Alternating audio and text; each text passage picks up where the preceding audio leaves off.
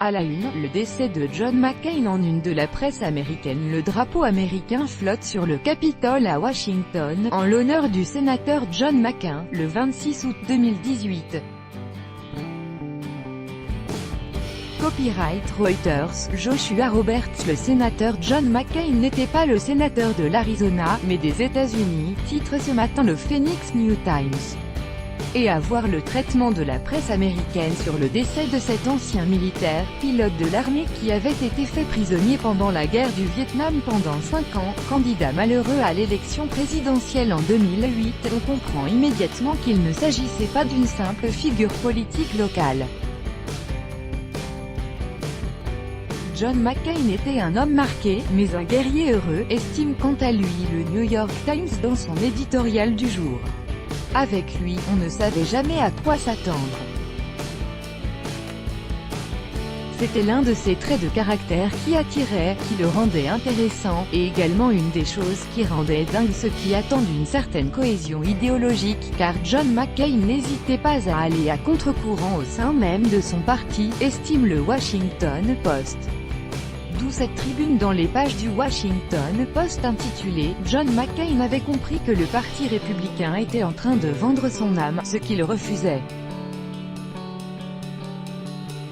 Le décès du sénateur, écrit le quotidien, nous donne l'opportunité de réfléchir à la révolte au sein du Parti républicain qui l'a vexé, voire plus, durant la fin de sa carrière politique.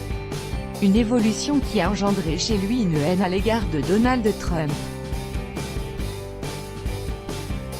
Car pour l'auteur de cette tribune, John McCain représentait tout l'inverse, comme il l'avait écrit il y a 12 ans sous le titre « Un homme qui ne vendra jamais son âme ».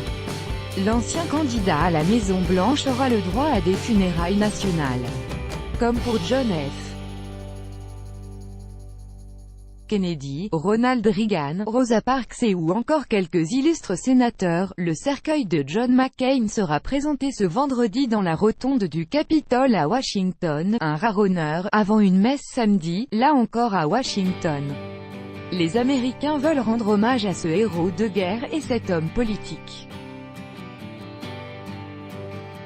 Un hommage qu'a refusé de rendre Donald Trump, selon le Washington Post, puisque le président aurait tout simplement annulé la publication d'un communiqué de la Maison-Blanche qui louait l'héroïsme et la vie de ce héros pas si ordinaire. Malgré la nouvelle réglementation au Pérou, le flux de migrants vénézuéliens ne faiblit pas. Samedi dernier entrait en vigueur l'obligation pour ces migrants souhaitant entrer au Pérou de disposer d'un passeport valide. Une modification de réglementation qui avait intensifié le flux de migrants tentant de rejoindre le pays en un détail à l'Universo. Mais finalement, explique le journal, les autorités péruviennes sont plus ou moins revenues sur cette nouvelle directive permettant aux femmes enceintes, aux enfants et aux personnes âgées d'entrer dans le pays sans le fameux sésame.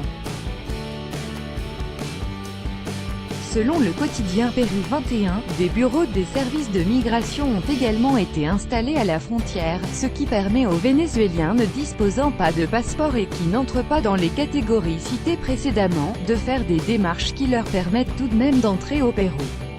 L'urgence humanitaire oblige les autorités à revoir leurs critères, explique le quotidien.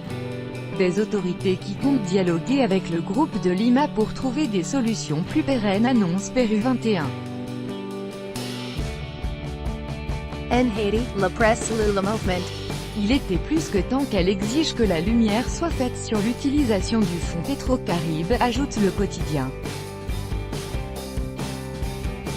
Le lieu de naissance emblématique et symbolique de ce qui pourrait devenir un mouvement souligne l'urgence qu'une institution constitutionnelle fasse son travail avec courage et sens des responsabilités. KCE Nespal la première manifestation contre le gaspillage des tournements de fonds publics reals ces 6 derniers mois, l'initiative sous le hashtag. La presse nationale veut également y prendre part, sans pour autant en prendre les rênes, explique le quotidien. C'est au mouvement politique d'embrayer, estime le Nouvelliste, sous peine de sanctions dans les urnes, conclut-il.